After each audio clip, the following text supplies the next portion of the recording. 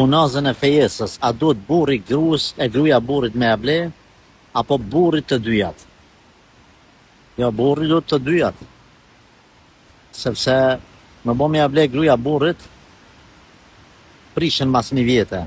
E me able burri gruas, edhe burri për vete nuk prishen kur. Shkem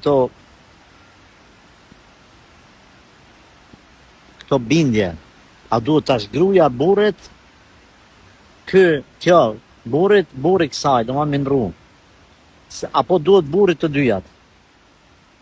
Qa ka lidhje? Kur gjë nuk ka lidhje kjo. Pse hum një kohën, tash mu më thot, dikush po mirë edhe ti hojtë pëse përgjigjesh.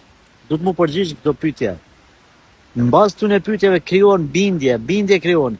Nesër ti nuk e di, se ai që pyet kështu, nesër ndodh që ja blen ky unazën, ai s'ja blen këti, prishën edhe vend të hoxha, e dim nga pse më prish, se na i thosh me ati djalit, bleja nusës, ai s'ja pat blej atër unazën, na kemi ditë që ka mu prish, i thojnë, po i shive, vene një menën, ble, thuni dhondre le t'ja blen qikës unazën, se nëse nuk e blen prishet, se neve në ka pas bova kite qika jonë. Krijohen bindje në që të budallëllëqe. Andaj, keni kujdes, nuk ka lidhje.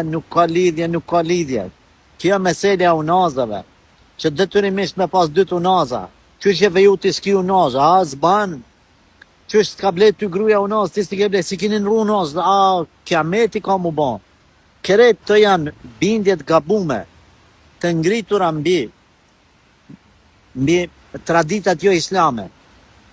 Pejgamberi alayhi salatu wassalam i ka thonë sahabijut, japi meher paj të nusris dhurat, qoftë edhe një unaz të hekrit, thjesht.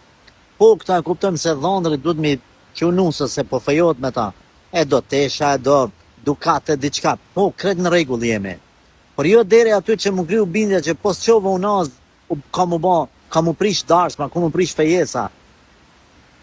Kjo është qëllimi pse në këtë pyetje detyro me ndërhyrë se dikush po thot, asaj mundet me pse mu përgjigj. Jo se ngritën bindjet saktuara nëse vjen të shkurorëzimin nga që kjo pyetje. Larg këtyne gjanave. Allahu ju falte për mirësoft.